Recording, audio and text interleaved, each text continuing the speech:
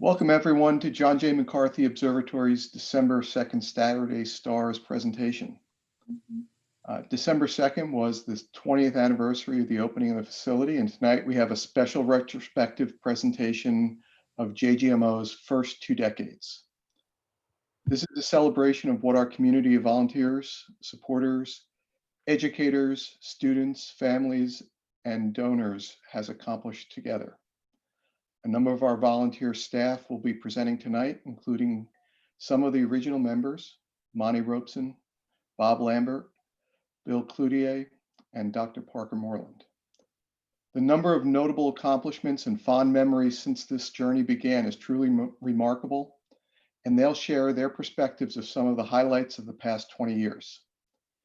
If you'd like to ask a question during the presentation, please do so via the chat function in Facebook, YouTube, or Zoom. We hope you enjoy tonight's presentation. Now I'd like to hand over to Monty Robeson.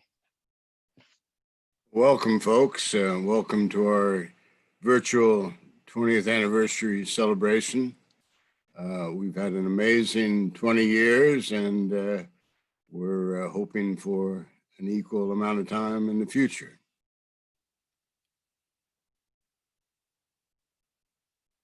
So our mission is to further the science literacy of the public, the students and the adults of the region, and that's why we started the observatory, with the thought that the science literacy of Americans had been slipping away since the heady days of the space missions. And so we think nowadays it's even more important to further our science literacy.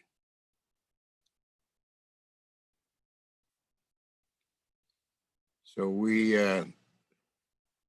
broke ground in over the Memorial Day weekend of 2000, and that's when the construction for the new high school building was going on.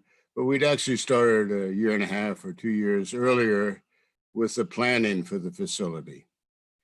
And we had several deadlines coming up, and so we hustled along and built it almost exclusively with volunteer labor, and in 7 months from breaking ground, we dedicated the building.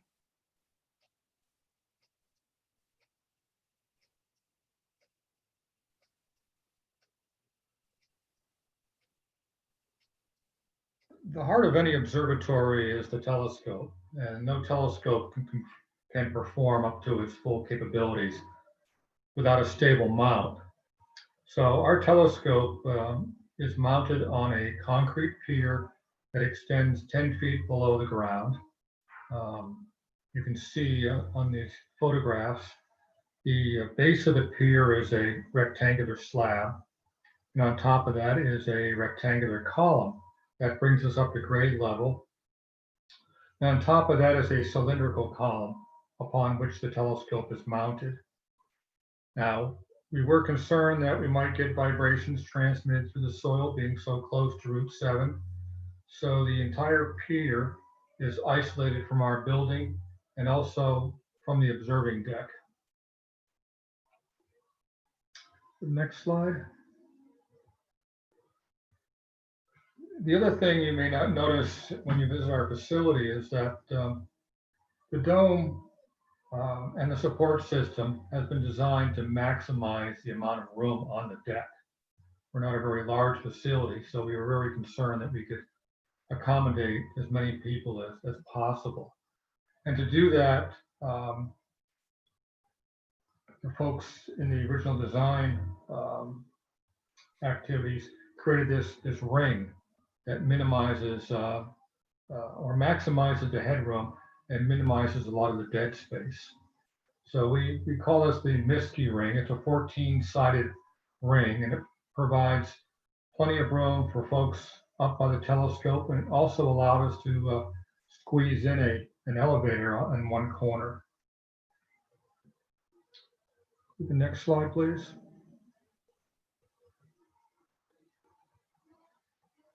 Well, this was D-Day. This is when the dome was going to arrive. We had a fixed schedule. The dome was going to show up on June 7th, whether we had a building ready for it or not. The dome was actually driven out to Connecticut by the president of Ash Manufacturing, who created the dome for us.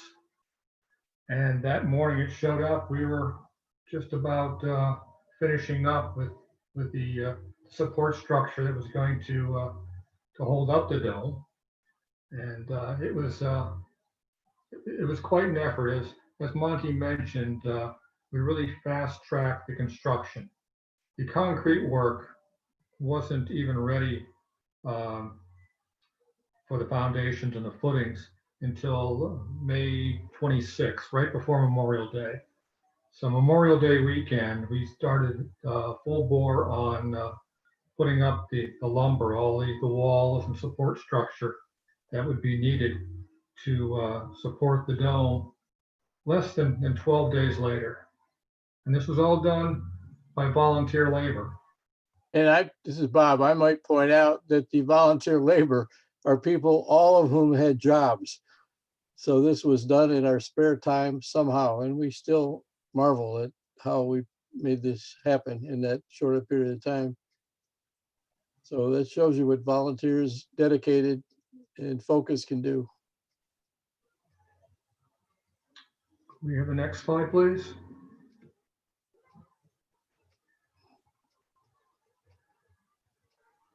We were very successful in raising funds for this.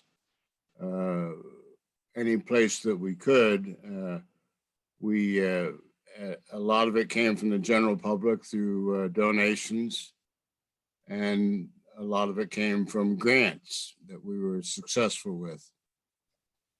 So one of the amazing stories about the fundraising was that we went to the Harcourt Foundation, and we were all dressed up in our suits and ties and had a polished presentation for them. And we asked them for $10,000. And they sat there and listened to us. And at the end of it, they said that they thought it would be better if they gave us $20,000. So we were thrilled with that. And as a result of that, the main telescope is named in their honor. So that's customary in science to name things after your benefactors. And the benefactor family, the McCarthy Family Foundation, was the primary beneficiary. In the picture on the right is the McCarthy clan. Sometime later, they came to celebrate with their children and grandchildren. So we were thrilled to honor them.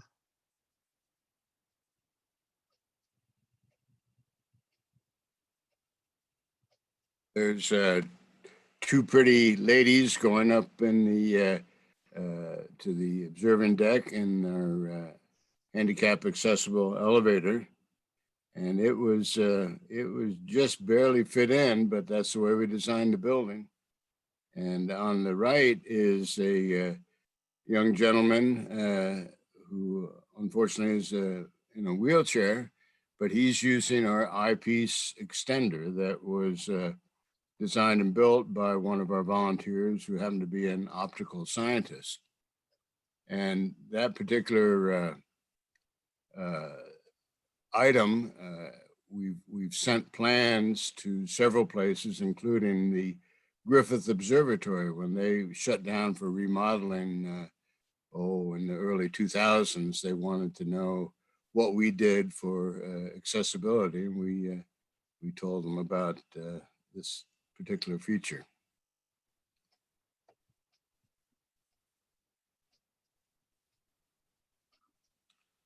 So there is Jeff Miskey balanced on top of what we call the Miskey ring, and it really was a piece of engineering that it not only gave us, like Bill had mentioned, the maximum amount of room underneath the dome for people, but it also allowed us to have a passageway between the two rooms, so you wouldn't have to go outside, which is especially nice this time of year.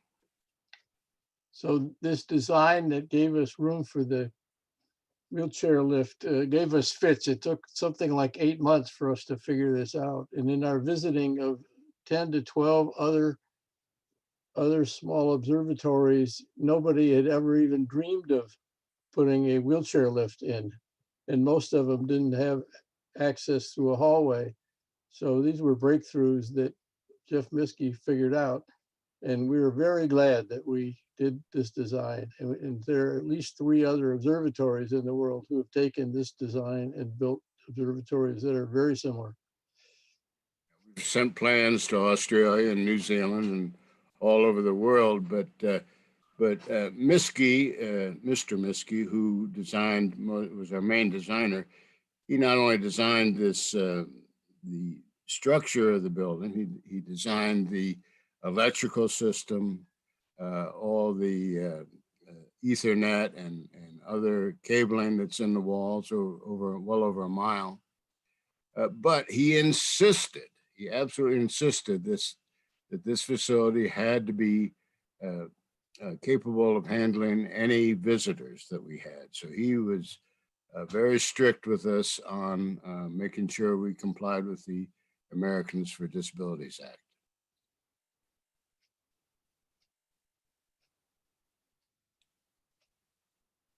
So he was also one of the best with the computers.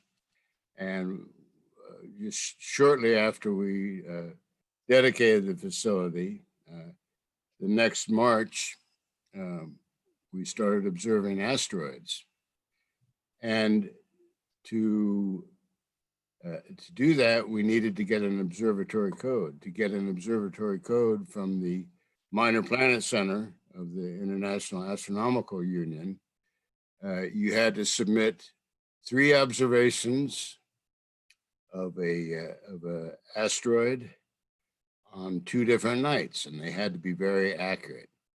And so we did that, and the next day we got this very short note, but it made us all jump for joy. Your site is now code 932. So that's what it means. That's our observatory code.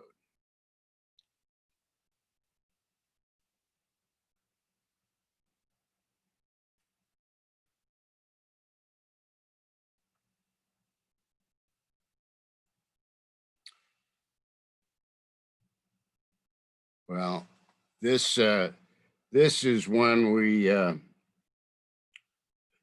the people who saw what we did with the observatory were so thrilled with the way it came out. We were commissioned to put in a planetarium at the old high school, which was being converted into the Sarah Noble Intermediate School. And they had been left, the construction going on up there, their crews had been left with the words that they were to leave the dome in the planetarium room. But when we came to work to put this planetarium in, all we saw was bare walls and the dome was gone. So we had to rush through that to make a decent planetarium for that school.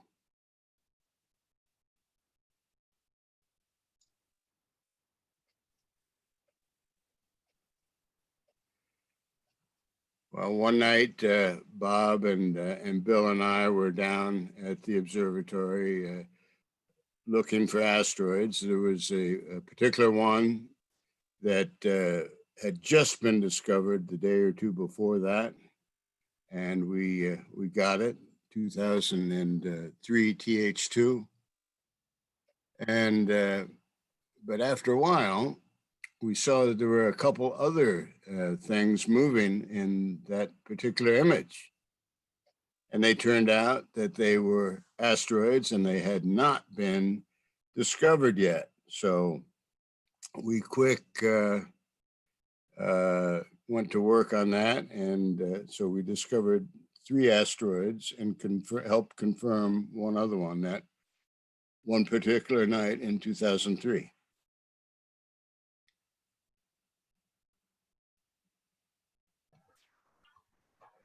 Well, since 2004, we've been engaging in our digital outreach activities. It started out as a 2-page summary of what was going on in the night sky for the following month to a few teachers out at the Sarah Noble School. And over the past 16 years, it's kind of taken on a life of its own. It's now anywhere between 25 and 35 pages, and it covers what's new as far as discoveries in both astronomy and in space exploration. And it now has a distribution of well over 1,000. So it's just one way that we try to keep everybody informed and provide the latest and most accurate news on what's going on in the world of science and astronomy.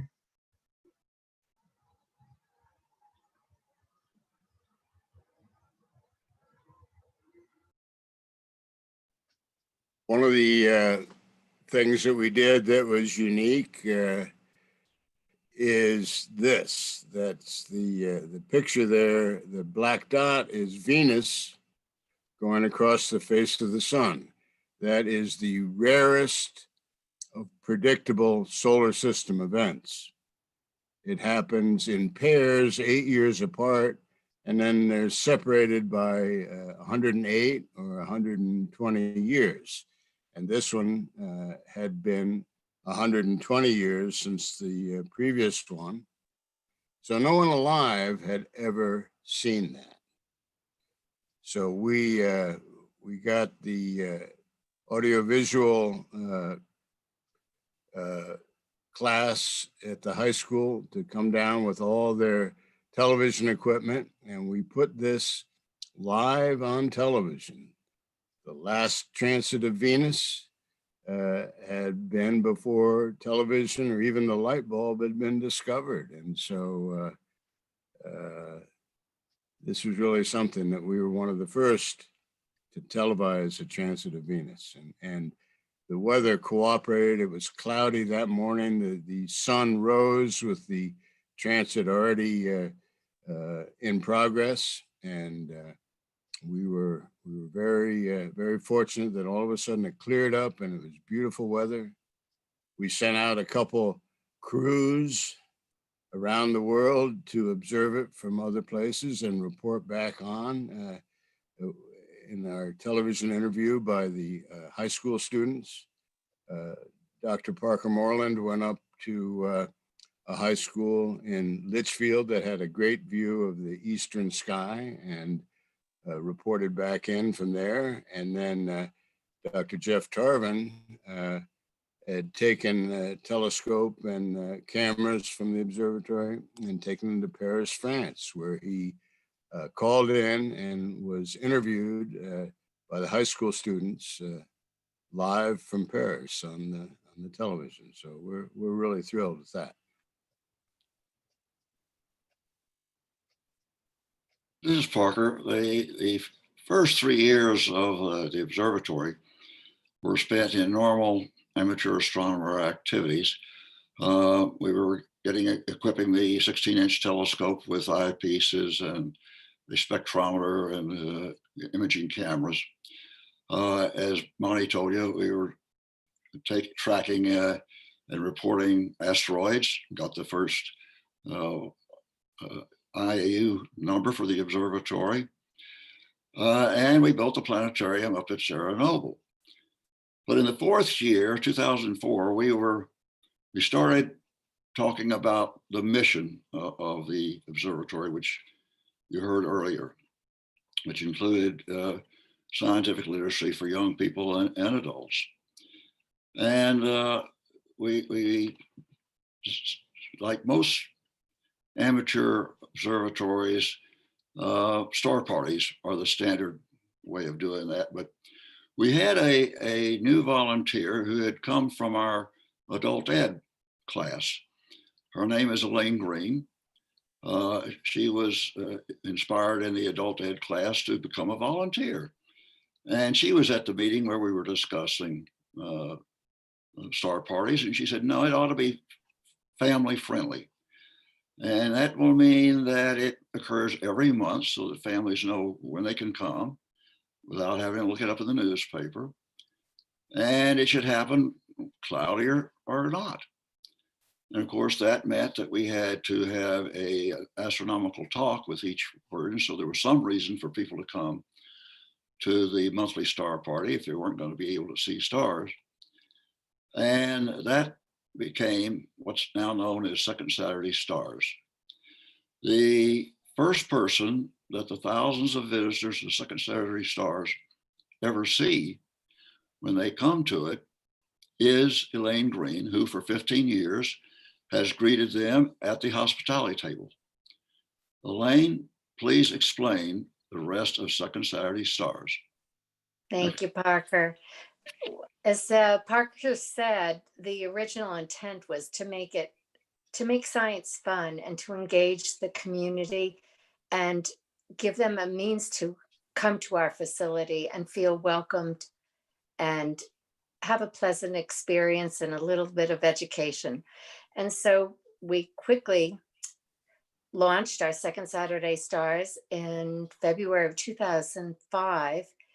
And immediately it became quite popular. And we actually had the problem of having so many guests that we had to eventually expand our facility. We added a sky deck. So we had about 3 different venues for our guests so that we could flow the traffic in and out of our presentation room. Now, our presentation room is very small, and our guest speakers became so popular that they often had to present their show 3 times, sometimes 4 times in a night. But while people were waiting, they now had accessibility to our sky deck, where we could help them navigate the night sky. A new telescope owner could learn how to operate the telescope in a newbie corner. And there were multiple telescopes from multiple volunteers out there. They could also access our big dome on our 16-inch telescope. So there were plenty of venues to keep everyone occupied and engaged throughout the evening. But I'd like to take a moment to join Parker in thanking our volunteer team. It takes a lot of people to operate an event like that. And it became a social event for us, but it also became a casual and informative environment for our guests as well. But it can't happen without a lot of dedication. And we really appreciate what the volunteers have done for us, for that Second Saturday team, to make it so successful. And like everywhere else, we've had to change due to the pandemic. And we are no longer open, but we are accessible through our link on our website. And we invite you to grab a bag of Oreos and your own hot chocolate and sit back. We can still navigate you around the night sky. And there's a lot of space exploration events coming up, and we'll be showing you those. And we hope you can join us virtually. And we look forward to seeing you live again as soon as we can. A couple of comments for this successful thing. A proof of it is the talks are all given by our volunteer team, with a few exceptions over the years. And when you come up with a topic, it gets vetted by Elaine and Parker, and you typically would wait 10 months to a year to get in line for your talk, because there are so many people doing good talks that we have this many month queue. So that's a pretty good sign. The second is, a few years ago, we were able to get this, upgrade our technology so that we live stream this with broadcast quality sound and video to our YouTube channel. So if you can't make it, you can watch the current ones, and they're also the ones we've done in history are there that you can look back at topics of interest.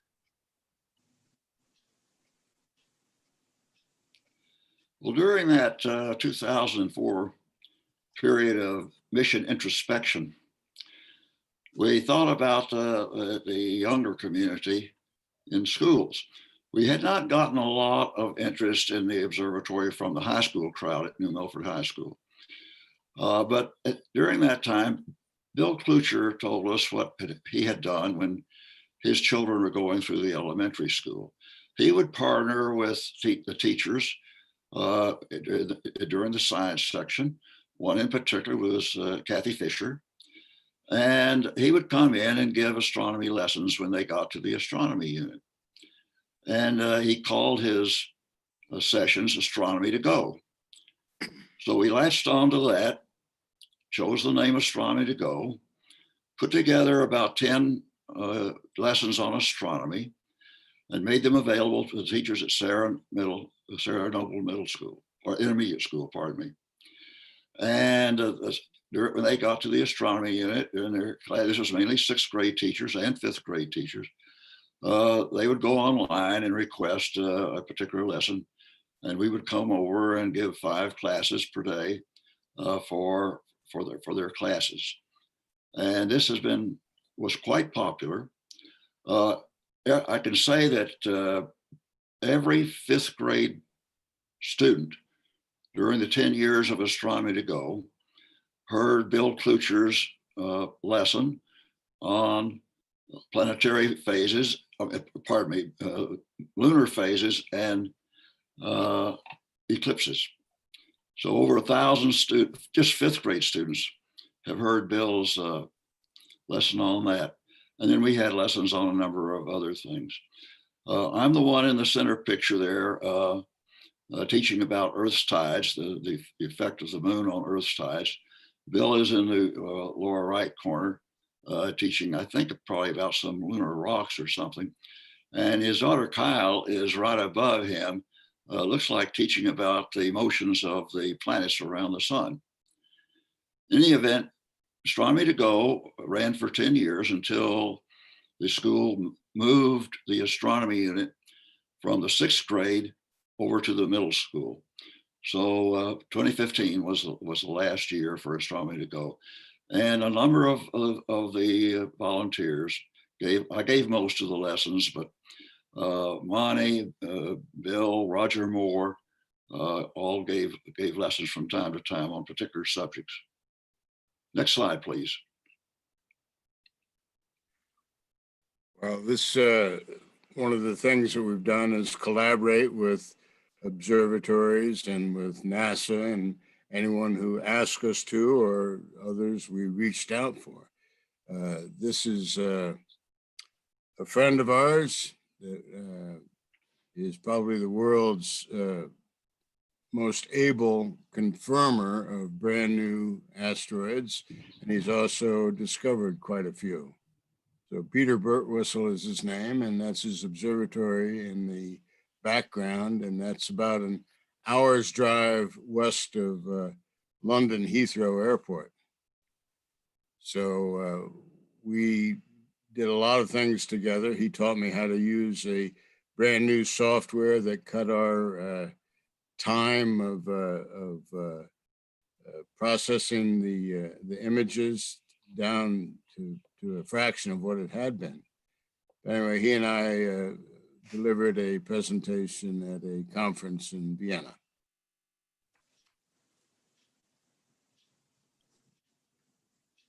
Over the years, we've collected several unique artifacts, thanks in part to some generous donors. The space shuttle tire that you see in the left, and there's a segment of the Chandra X-ray telescope on the right, are just 2 of those artifacts. Every visitor that comes to the observatory, no matter what the age, are intrigued by these pieces of space history. And these inanimate objects are actually science ambassadors and allow us to go into the science or the engineering behind our collection with real tangible examples. Can we have the next slide, please? Now, science and education are all about collaboration.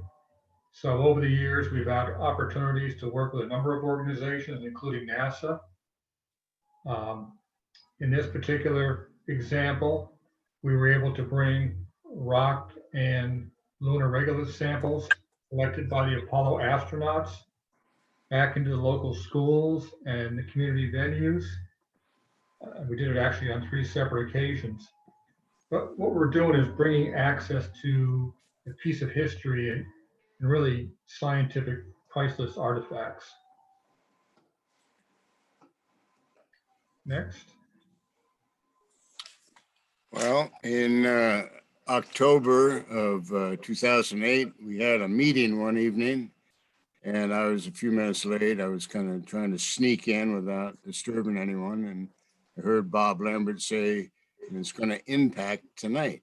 So that got my attention real quick. I asked him what, and he told me about it. So I quick went on the Minor Planet Center site and saw, hey, this thing is going to be in a good position for us to observe. So I abandoned the meeting and got the telescope and camera ready and started imaging it. It was the fastest moving asteroid that we'd ever done, and probably the fastest moving that has ever been done. It was discovered by Mount Lemmon Observatory out near Tucson, and it was discovered about 20 hours before it hit the Earth.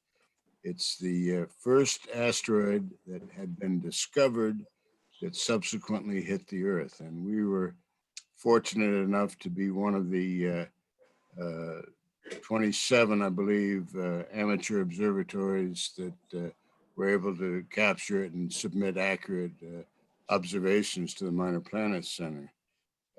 We got it about an hour and 15 minutes before it hit in the desert in Sudan, and about 15 minutes before it went into the Earth's shadow, and no one could see it anymore until it impacted. But we were the next to the last observatory to get it. And the last observatory, their last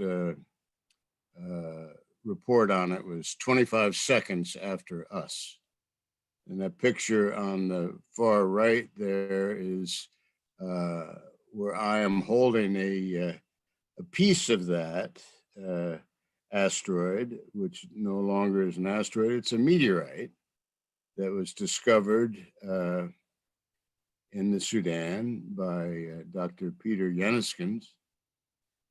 And he was the one that took my picture holding it at a conference in Prague. So a personal note from me on this is that my wife and sister are both on this presentation this evening.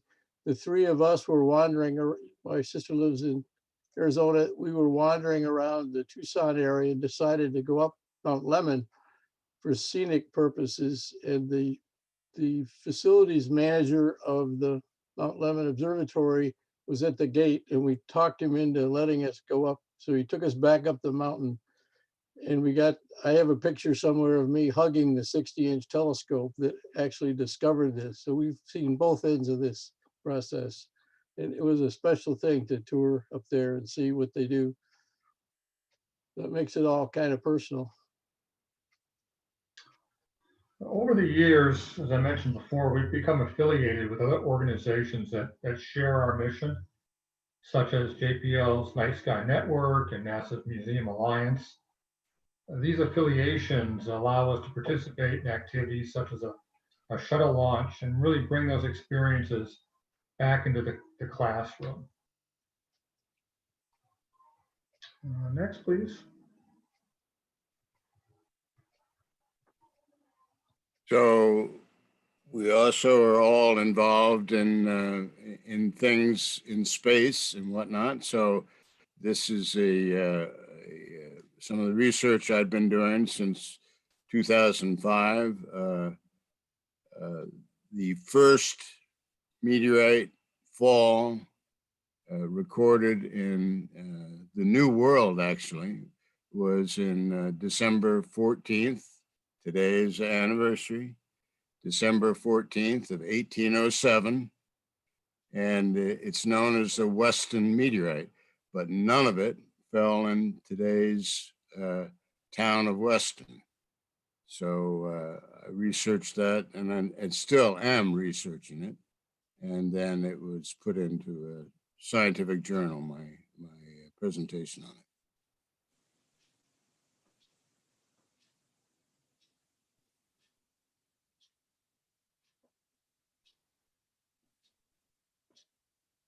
So at the time, in 2009, it was worldwide declared as the International Year of Astronomy to celebrate the 400th anniversary of Galileo Galilei, who was a math professor at the University of Padua at the time, built the first telescope with enough power to actually observe the sky well. And as a great scientist, he did a great deal of observation and kept the spectacular log of it.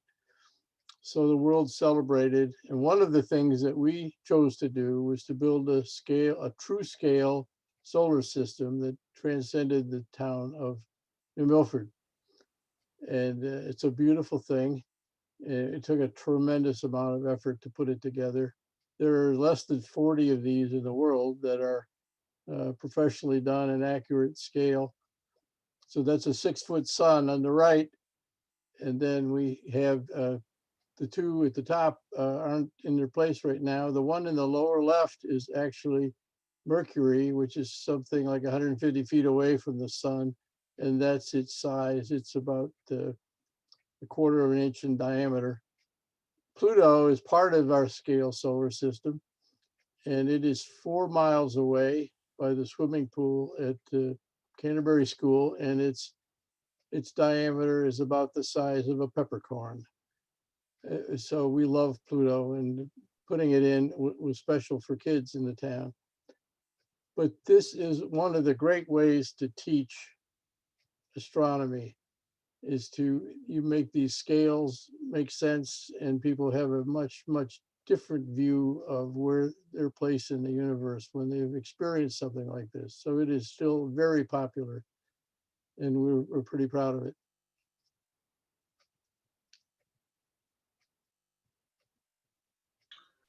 In 2011, we acquired an antique telescope, and it really provides an opportunity to connect people to the rich history of astronomy. The telescope wasn't operational when we received it, so we, through a network of craftsmen and experts in New England, were able to bring it to an operational status and therefore get it out into the public where it belongs and let people view through an instrument that was first looked at over 150 years ago. But it really does connect people to the past. And we hope that once the current situation is over, we can get the telescope back out so everyone can enjoy it. Next. So Monty's original vision of this facility was to be more than an observatory, but to be a center of science. And so we have abided by that model as best we can. So one of the things he wanted a scale solar system, he wanted a sundial, and he and Jeff Miskey wanted a garden so we could teach how to take care of the world's habitat in better ways. So that sundial took Parker Moreland was the chief engineer of this. It is an amazing, huge, very accurate sundial. The gnomon, that thing that's sticking up to the upper left, is a true scale replica in size of Galileo's first telescope, and it's pointing directly at the celestial pole. We started out then with, we'd put in raised beds and had students planting sunflowers in schools. And those were some pretty big sunflowers. That person in the little tiny person in the blue shirt is 6 feet tall. And so these are some big sunflowers. We've evolved, and the plaque is dedicated to Kathleen Fisher, who we mentioned before, the 6th grade teacher who motivated us. So It's the Kathleen Fisher sundial, and it is extremely popular. The plants on the right are just random photos of what we're doing to have a habitat that attracts birds, bees, and butterflies and uses best practices in gardening. So there's no herbicides, pesticides, etc. We mow the lawn with a hand mower so we don't put any carbon in the atmosphere. So it is something that's gathered a lot of attention, and we have a number of garden aficionados and 4 master gardeners that work with us. One of whom is one of our volunteers.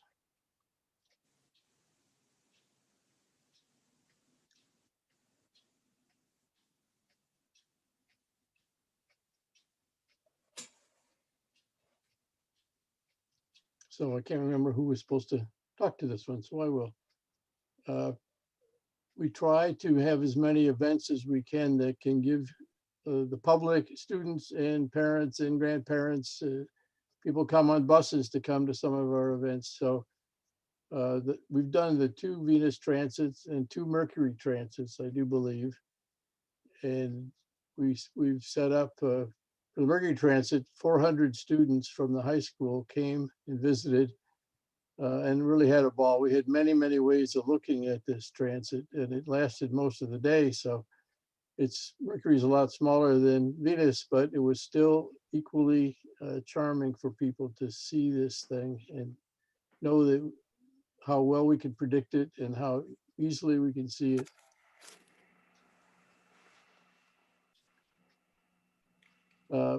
Following that same idea, we had a 69% partial eclipse in 2017 at the observatory, and then we sent people from the associated with the observatory were on the line of totality all the way from Oregon to Georgia, and every one of them had a clear sky, which is pretty much impossible, but it happened. We don't know how many people we had, but it was packed for many hours, and we ran out of glasses, safety glasses, but it turned into a football party, and there were, I think, 11 different ways they could see. We had things that I didn't even know we had to be able to, ways to show and follow the eclipse. It was extraordinarily a big hit for us. And the fact that we could pull it off and still have most of our people off across the country was pretty amazing to me.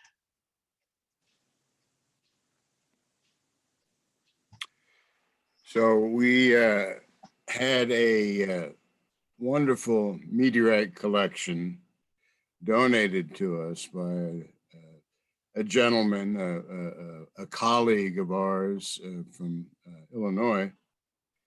And they're nice samples that we can pass around and people can hold them and heft them, and their eyes light up when I tell them they're holding the oldest thing they're ever going to touch, 4.5 billion years old. And that collection was so popular with our visitors that in 2018, we decided to buy a private collection of a longtime meteorite dealer. And this collection has got about 225 different meteorite localities. And it is just amazing. Every time I look at it or think about it, I'm impressed again. So we have Weston, the one that I researched so much. We've got Peekskill, that's the one that hit the Chevy Malibu over in Peekskill, New York. Bill saw that from an airliner that night. We have Ensisheim, which was for a long time thought to be the earliest fall ever recorded.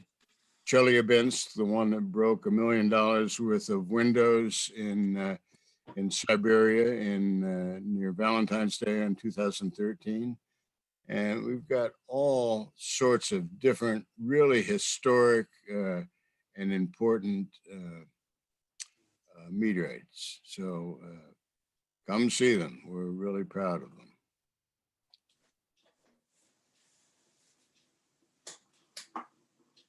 Well, we're in the business of inspiring young minds and keeping them engaged as they make their mark in society. We've had some great success stories, some students that have gone on to do some great things. This particular young lady started by hanging out during the construction site in 2000, did some volunteer work at the observatory and science project, and then is now working at JPL's NASA's JPL laboratory out in California. So we have some great stories as far as the folks that have passed through our doors.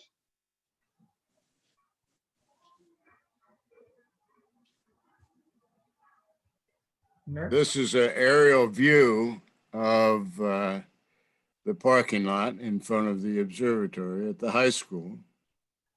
And if you look closely in the parking lot, there is a full-scale model in chalk of the Saturn V Apollo moon mission rockets. And, you know, we hated to not keep it there, but that was done for the 50th anniversary of men landing on the moon.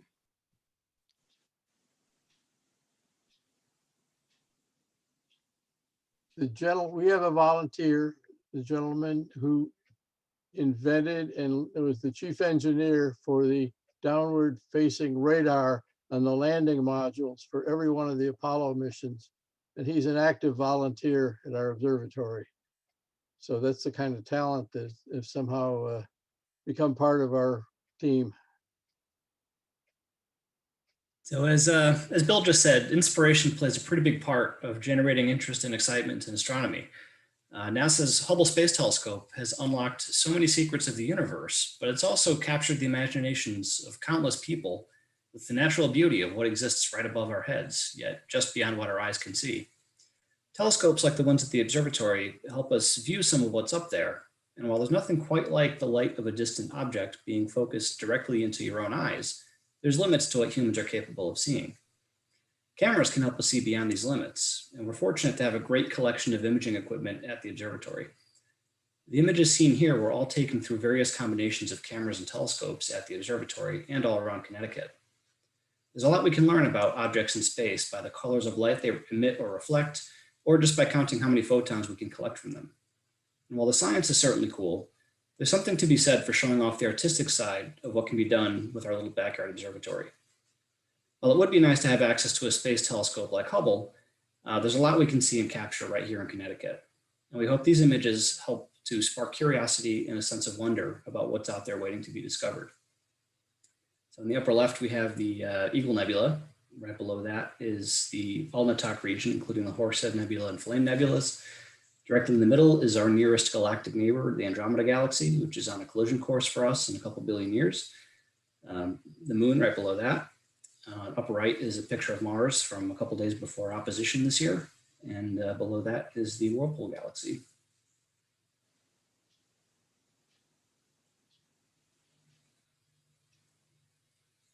So we work hard on coming up with new ideas to entertain and educate. And so the effort we went through to make a 6-foot sun, it's a long, long story of how we were able to get that fabricated, painted, mounted, and then get this solar system going. But we want to have it be, everything we do to be tangible.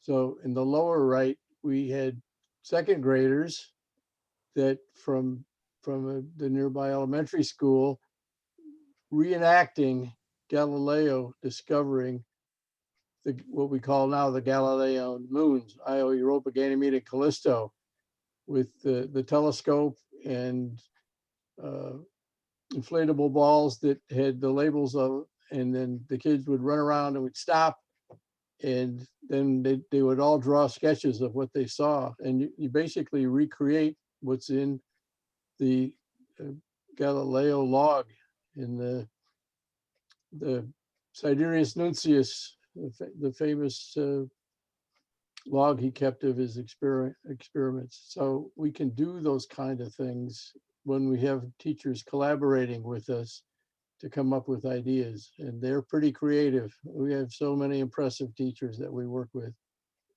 It makes it really, really rewarding.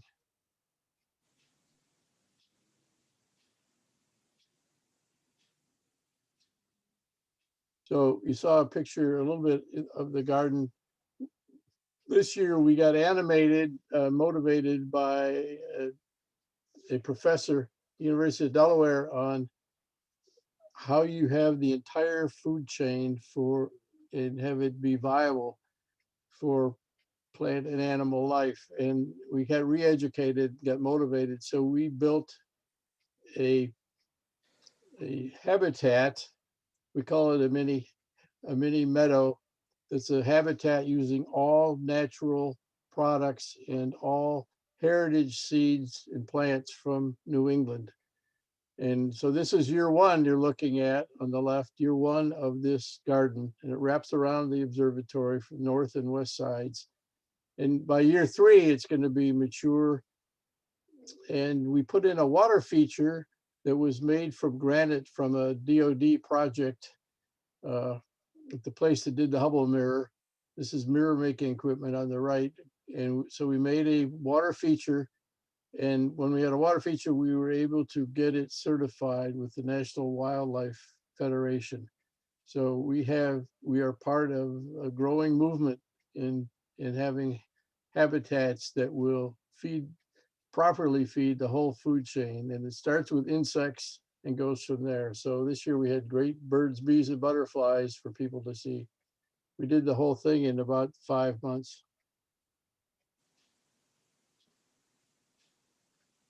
And we have volunteers and students always engaged. On the right is Louise Gagnon, who on her own decided that she was going to teach the summer school astronomy classes to interested kids around 7th and 8th grade. So she did this for 2 years. Was going to do it this year, but couldn't.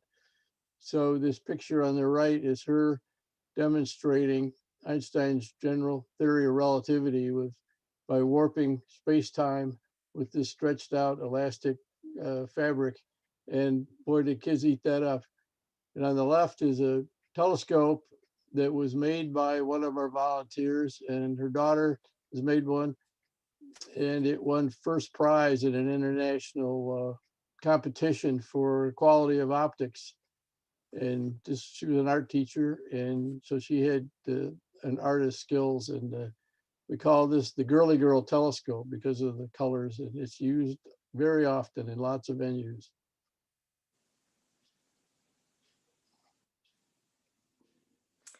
As you saw in the beginning, our founders were very committed to making an accessible observatory.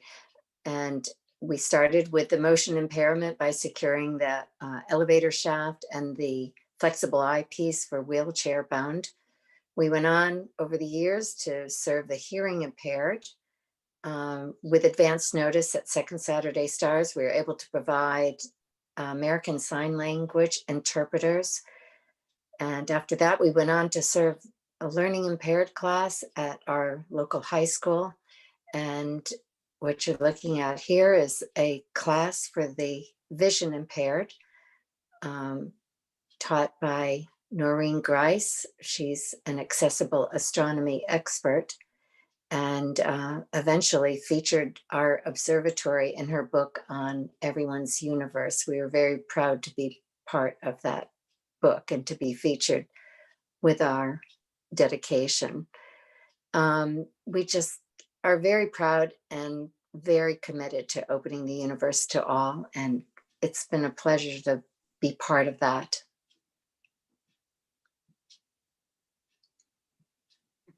Well, we've accomplished some amazing things over the past 20 years, and we believe we've only gotten started. as a community multi-purpose science facility, it's really the community that keeps us going. And I'm sure that I speak for all the volunteers in thanking everyone who has supported us. We're all looking forward to the day when we'll be able to get back together and celebrate the wonders of the universe. Until then, stay safe and have a good evening.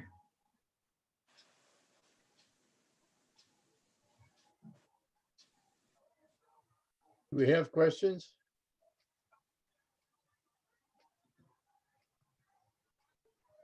None that I see so far. Okay. Well, we're happy to stay here if people have questions. Just unmute your mic and click to get a question answered. I'll give it a second because there's about a 30-second delay from when things happen live on Zoom to when they end up going out over YouTube and Facebook.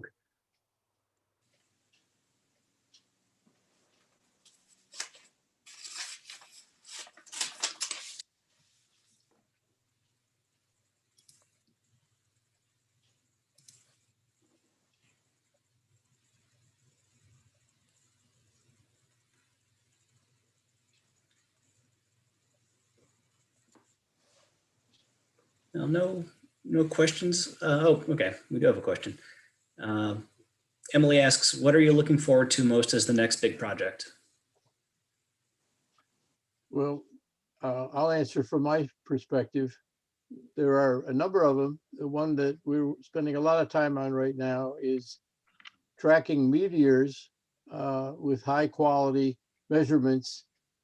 And then we have a partnership now with a document of understanding between us and the Westport Astronomical Society, and we not donated, but we have populated their a full computer and camera system that mirrors ours, and we can then do imaging of objects from 2 different locations.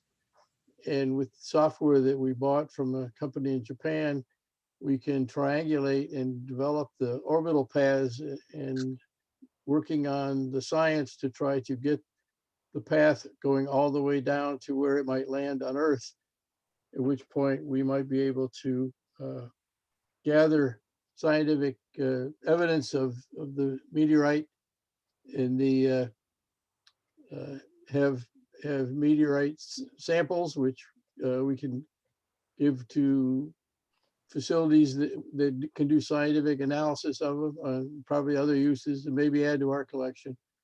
So this will be the first ever meteor tracking network in all of New England.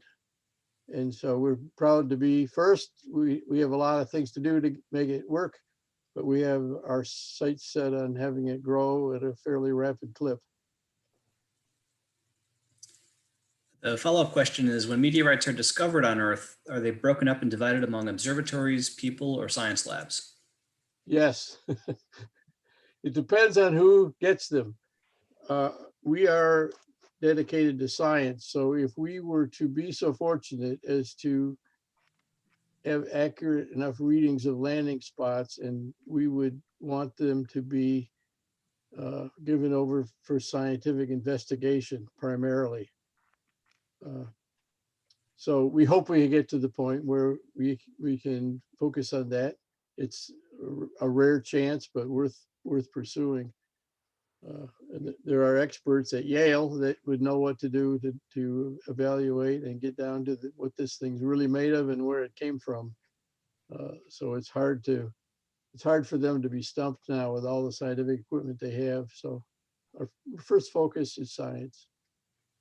Yeah, that's right, Bob. The first part of it would be to send it to laboratories that can analyze it, determine the mineralogy, determine how long it had been out in space.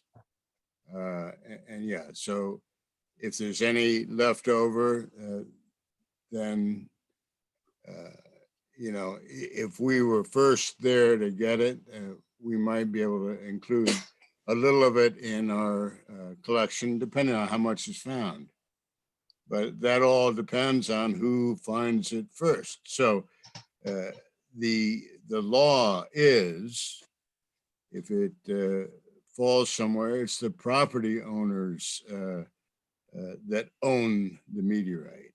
And so what we would do, searching for them, would ask permission of the property owners if we could search their property, and then with the understanding that the first samples would go to scientific understanding of it.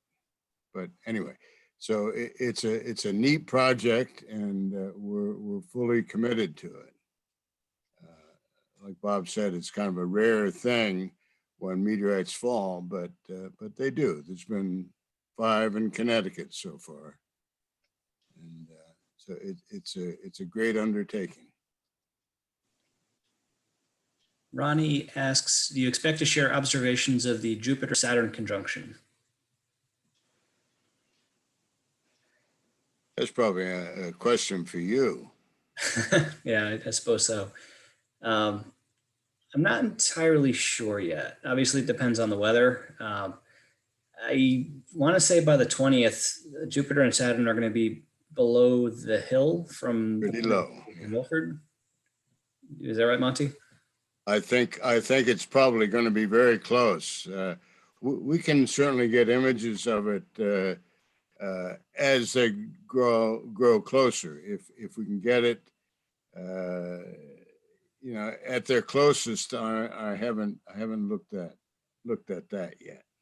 So I know from a field of view perspective, I think even now they'll fit in the field of view of the Takahashi. To fit in the field of view of the 16-inch, I think they will if we use the f5 focal reducer when they're at their closest. But again, we'll have to make sure it's dark enough before they set behind that hill. I know from my place, Saturn and Jupiter are in the trees by about that time, by the time it's dark enough. So there's a good chance I'm going to go find a hill somewhere in town and set up and image it. I won't be able to broadcast it live, but I will likely get some images I can share afterwards. But it's safe to say that whatever we are capable of imaging we will make sure it is shared with all of our followers. Yep, any pictures will end up on the website or on our Facebook page or both. may I also add that check our website, folks, for we're going to have a little meteorite course or meteor observing course and a meteor observation form for you to fill out if you see one. So on the website, we'll have instructions on what are the most important things that we would like to know about your observation. When did it happen? Where were you when you observed it? How long was it visible? And things like that. So it'll all be spelled out on the website, and we would appreciate if you see any meteors when it's on our website to send it to us, and we'll give you credit for it, and we'll also then keep you informed on what we learn about that particular one. So it's you can help us, and we'll show our appreciation for it. So thank you. Rick is asking, what do you see as your greatest needs going into the next 10 years?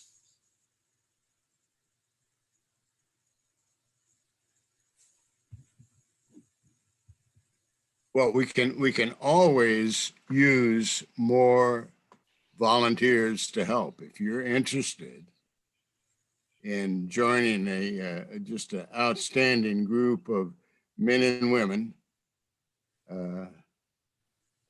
you're more than welcome. So contact us, or I don't know when we'll be open again with this virus, this pandemic.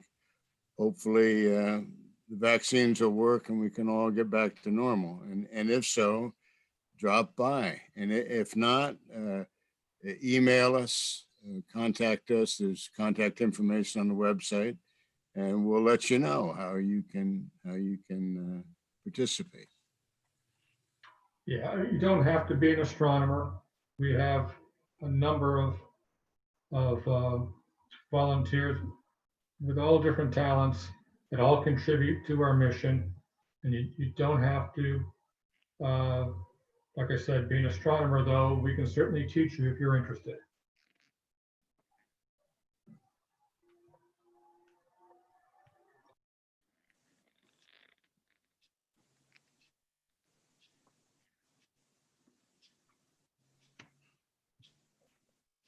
All right, I think that's probably about it for the evening.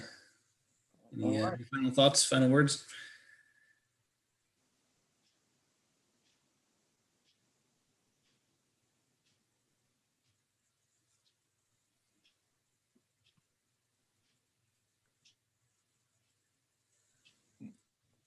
I guess not. Okay, so thanks to everybody for tuning in and joining us for this this special second Saturday presentation. Join us next month. You know, we've been doing this for 15 years and there's no reason to stop. So we'll be back in January with something new and exciting. Thanks everybody and have a great night. Thank you. Thanks, everyone. Thank you. Well done. Nice job. Thank you, everybody.